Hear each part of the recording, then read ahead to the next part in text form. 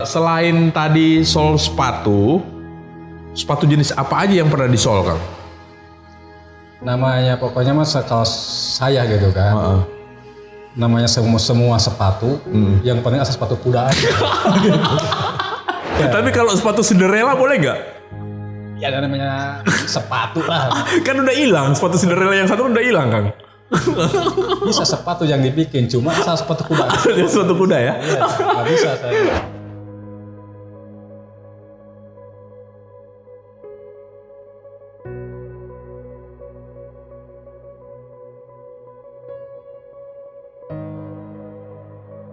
Gara-gara corona ini nggak bisa.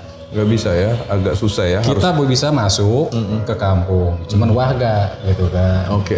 Warga yang teriak-teriak, nah bawa penyakit, nah bawa penyakit. Bilangnya kan begitu.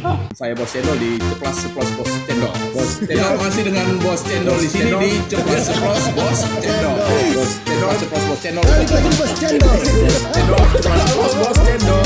Cendol Ceplas Ceplos Bos Cendol. Balik lagi di Bos Cendol. Bos Cendol tetap di Ceplas Ceplos Bos Cendol bersama Bos Cendol. Ya, halo, kembali lagi bersama Bos Cendol di sini, dan ini berbeda dengan konten-konten Bos Cendol sebelumnya, masih di Ceplas-Ceplos Bos Cendol, dan hari ini Bos Cendol kedatangan tamu istimewa. Nah, siapakah tamu Bos Cendol? Ini di samping ini adalah seorang tukang sol sepatu dengan Kang siapa, Kang? Yayan. Kang Yayan pasti dari Garut nih, Kang ya? Garut. Ya, dari Garut. Nah, Kang Yayan ini nanti akan bercerita banyak tukang sol sepatu itu seperti apa sih? Kang Yayan, sudah berapa lama nih jadi tukang sol sepatu? Saya jadi tukang sol sepatu hampir 26 tahun. Wah, 26 tahun ya? 26 tahun. Jadi sebelum di Manado, di mana sebelumnya? Asal muasal saya di Bekasi. Ya, Tambun. Bekasi. Di Tambun ya? Tambun, ya. Terus?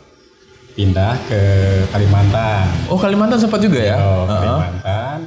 Di Kalimantan ke Nias. Nias? Iya, Sumatera. Sumatera ya? Iya. Terakhir sini saya Manado. Terakhir dari Nias itu ke Manado ya? Waduh, jadi sudah hampir setengah Indonesia keliling ya? Nias sudah pernah, Kalimantan sudah pernah, terakhir di Manado. Cuma pengalaman doang kan. Pengalaman doang ya? Hasilnya sih enggak. Cuma gitu aja. Nah, di Manado berapa lama nih? Dari tahun berapa nih di Manado? Kalau dari Manado sih hitungan sih ya asal kalau pertama kesini 2008. Cuman Sempet pulang? hendak dulu gitu kan. Oh gitu. Terus pindah lagi ke sini kemarin tahun 2018. 2018 ya? Iya, 2018 berarti. Iya. Tapi sebenarnya di sini kan sudah dari 2008 ya. Iya. Kang, ini kan tukang sol sepatu ini kan banyak sebenarnya orang nggak tahu profesi tukang sol sepatu itu seperti apa di lapangan, dan kan orang biasanya melihat itu selalu apa ya, dipikul gitu itunya. Kenapa nggak pakai gerobak? Kalau pakai gerobak itu nggak ada ciri khasnya. Oh, nggak ada ciri khasnya ya? Kalau ciri khas tukang sol sepatu itu emang dipikul. Harus dipikul ya. Jadi kalau misalnya tukang sol sepatu terus pakai gerobak, bukan tukang sol sepatu namanya ya? Emang ada tukang sol sepatu juga pakai gerobak semacam kayak di Jakarta kan, kayak di Rawamangun. Itu pakai gerobak, dia pakai roda gitu. Pakai roda ya? Pakai beca. Cuman ya nggak, kalau pakai roda begitu namanya kita jalan nggak bisa masuk ke orang kecil. Betul ya. Kalau buat pakai roda itu cuman masuknya perum gitu ya. Kalau ke kampung-kampung kan nggak kurang masuk. Kurang masuk ya. Iya. Dan memang akhirnya ini menjadi ciri khas ya, yang namanya tukang sol sepatu harus dengan pikulan ya. Iya. Harus dengan pikulan ya, Kang ya. Waduh, ini menarik juga nih, Kang.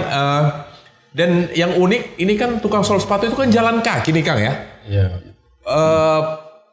Sehari itu dari jam berapa turun rumah terus balik lagi ke rumah? Artinya kan kita bisa hitung berapa lama jalan kakinya gitu. Ya itu sih nggak tergantung sih, tergantung fisik kita kuatnya. Gitu Oh kan. gitu ya. Kita berangkat jam 8. Jam 8 pagi. Jam 8 pagi.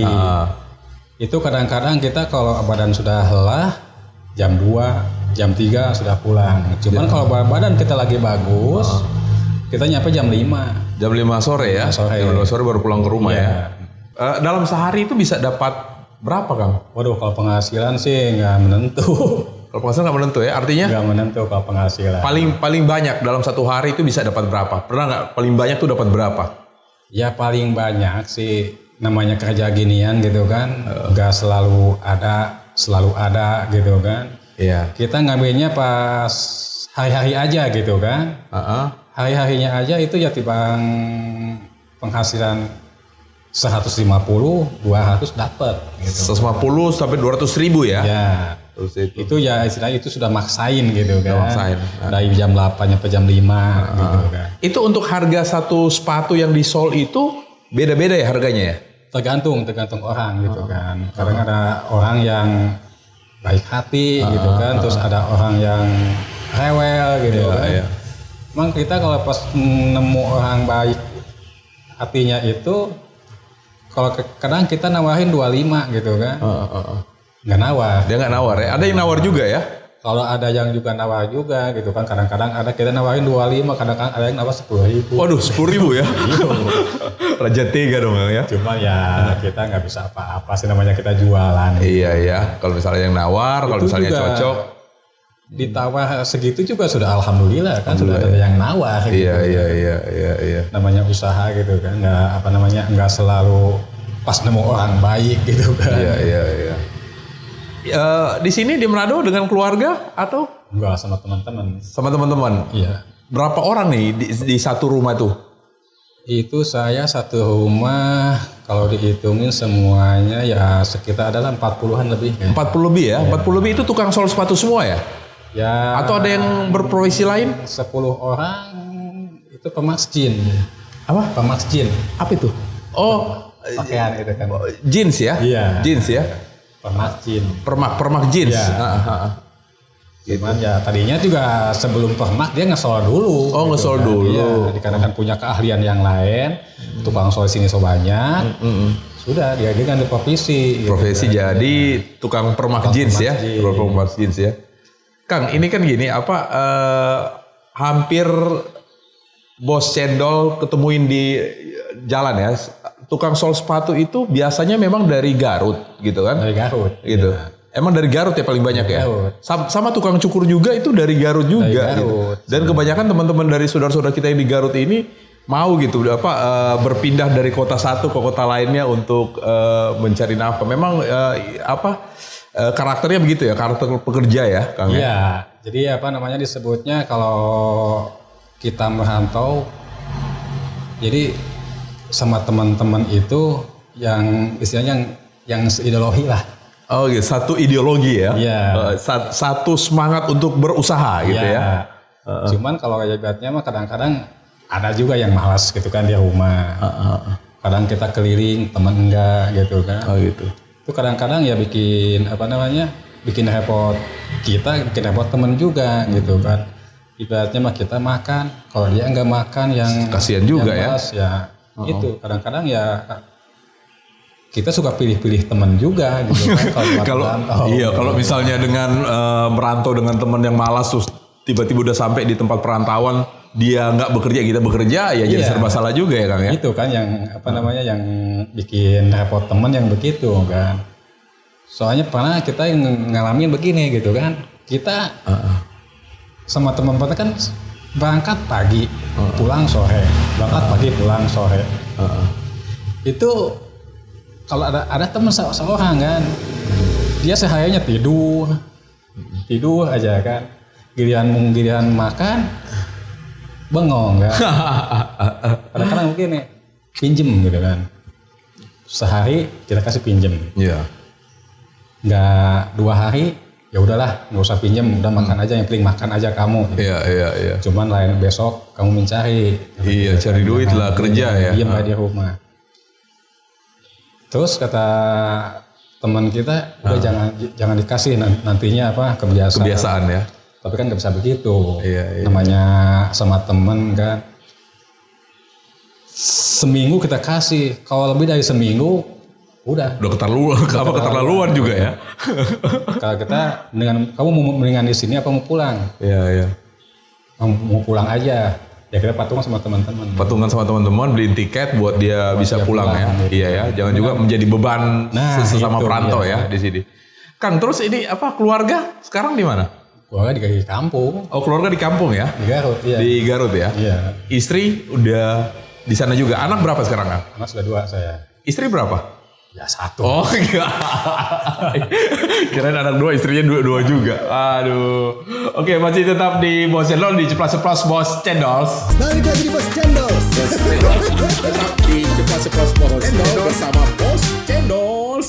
Masih di Bos Cendol, Ceplas-Ceplos Bos Cendol dengan Kang Yayan dari Garut, tukang sol sepatu yang sebenarnya Kang Yayan ini lagi lewat di depan studionya Bos Cendol dan sepatunya Bos Cendol itu kan memang rusak gitu kan. Rencananya memang dari kemarin mau disol. Nggak pernah ketemu orang yang sol sepatu. Nah, kebetulan tadi Kang Yayan lewat gitu kan. Makanya dipanggil sekalian habis sol sepatu, diajakinlah Kang Yayan ke studionya Bos Cendol.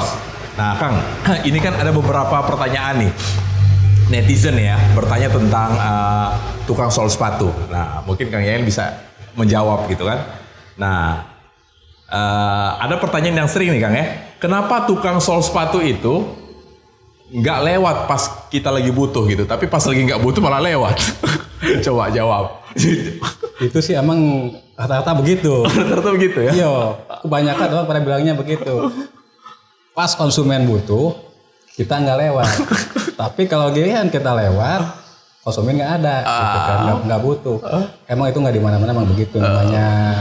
Pas bukan rezeki aja. Bukan rezeki aja. Iya. Seharusnya begini, seharusnya customernya itu kalau pengen sepatunya ada yang mau disol, gitu kan, ditulis aja di kertas panggal kan.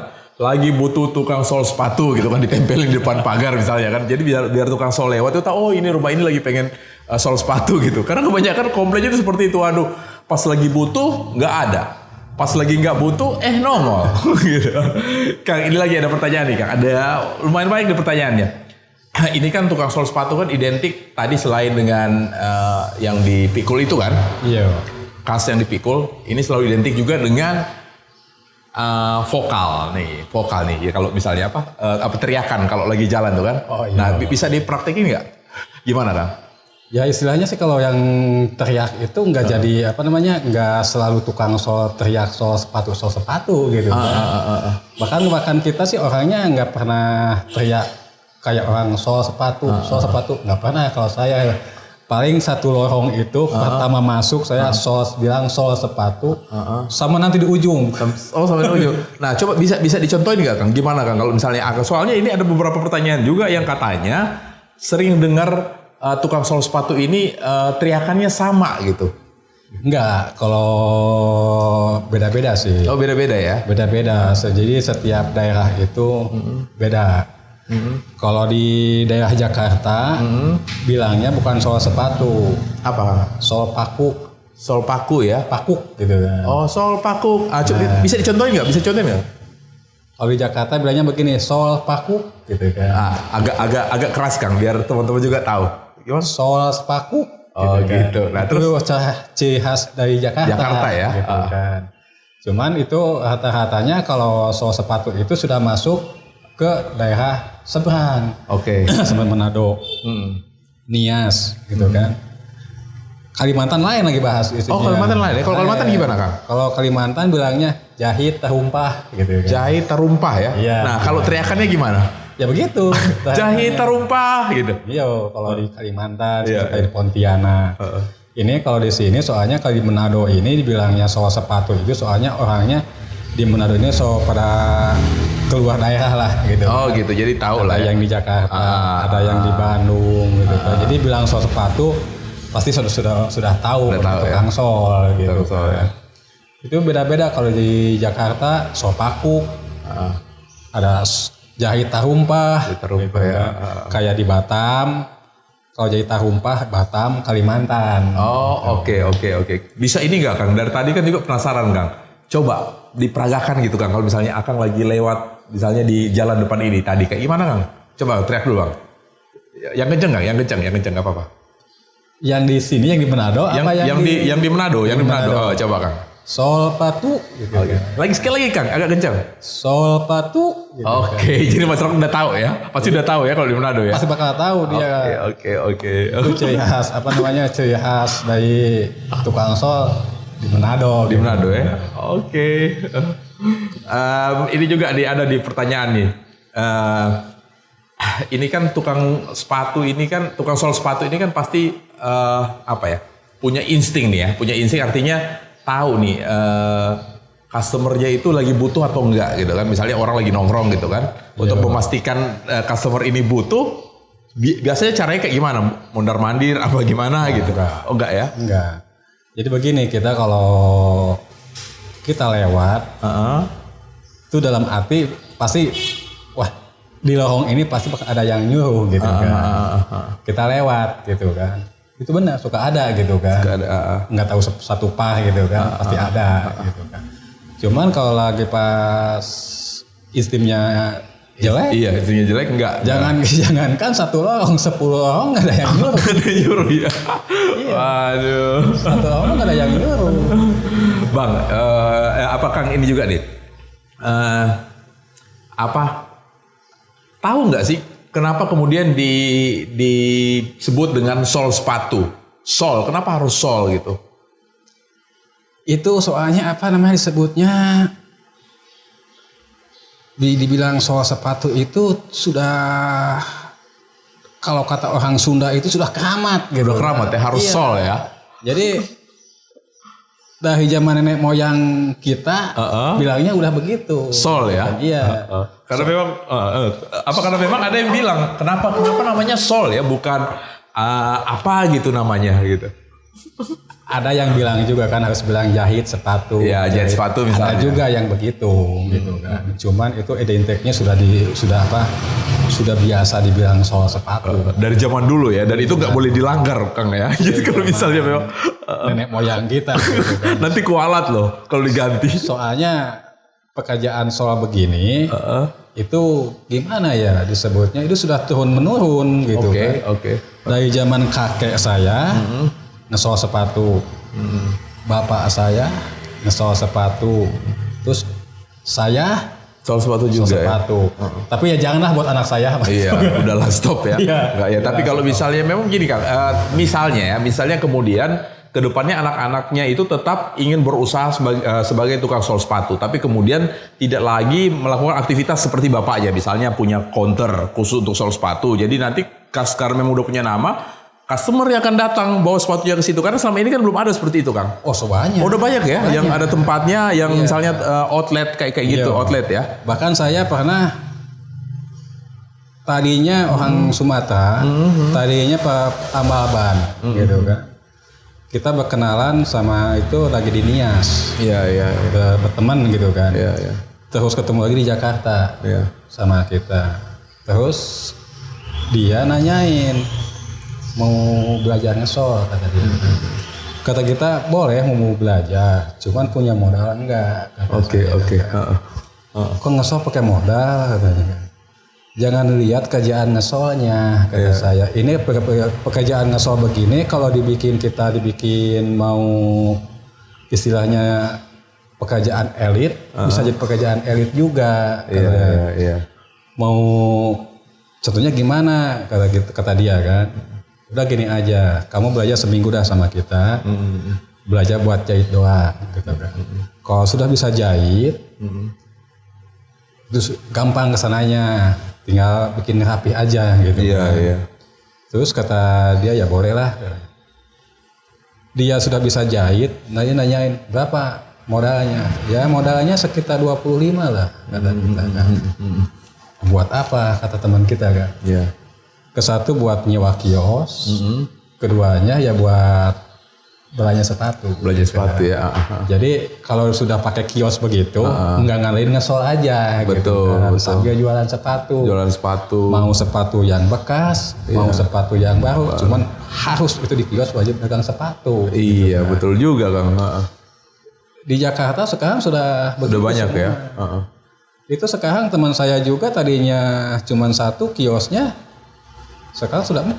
Nah itu makanya kan ya siapa tahu juga nanti kan anaknya pengen berwirausaha gitu kan, kemudian bisa mengembangkan. Sebenarnya ini kan bisnis turun temurun dari Kang Yayan kan. Kemudian anaknya nanti bisa saja berpikir untuk mengembangkan ini lebih baik nantinya Kang ya. Iya. Oke Kang, ini masih banyak nih pertanyaan dari netizen Kang. Nah Kang, ada yang nanya nih, kenapa namanya tukang sol sepatu tapi sendal mau juga disol? Konyol nih yang nanya nih Kang. Itu kan dibilang Sol sepatu, ini sendal bisa disol nggak? Bisa. jangankan sendal gitu kan. Slop tas aja masih bisa. Oh masih bisa tas juga ya, terima juga ya kalau ada Terima. minta jahitin tas ya. Jadi cuman bilang soal sepatu itu cuman tradisi aja gitu. Iya. Kan namanya slop sepatu tas boleh dijahit. Iya Kang, ini juga nih Kang. Ada satu lagi nih Kang. Ada yang usul nih Kang ya. Pernah nggak kepikiran? Itu kan kalau kita balik ke tadi kan kalau jalan tuh harus teriak kan. Sol sepatu, sol paku misalnya kan, gitu kan. Nah, ada yang usul ini Kang. Kalau bisa dibikinkan nada dering itu kayak ini, kayak tahu bulat gitu kan. Pernah tahu? Tahu bulat ya kan? Digoreng panas-panas. Nah, Iya. ya kan bisa kayak gitu kan. Pernah nggak kepikiran bikin kayak gitu? Waduh, kalau pakai begituan nggak pernah dah. Nggak unik lagi ya? Nggak unik lagi kan ya? Ya bukannya nggak unik gitu kan, nggak ada ciri khasnya. Nggak ada gitu. ciri khasnya, Iya. tetap yang itu ya orang udah tahu gitu ya. Sol sepatu gitu. Jadi kayak begini aja. Kalau kita ini gagal corona begini kan, Iya. selalu pakai masker kan. Iya. Kita jalan sambil bilang sol sepatu, susah kan. Susah, gitu. Jadi betul. kadang-kadang kita masker juga nggak pakai masker. kalau Buka gitu. dulu kan, buka Iya. dulu baru bisa teriak. Nah di masa corona sekarang apa nih kendalanya sebagai tukang sol sepatu nih? Waduh, kalau sekarang udah terasa repot banget. Coba cerita nih apa kendala di lapangan? Kesatu di lapangan itu setiap kampung dilarang masuk gitu kan. Waduh udah nggak bebas lagi masuk bebas. ya? Iya.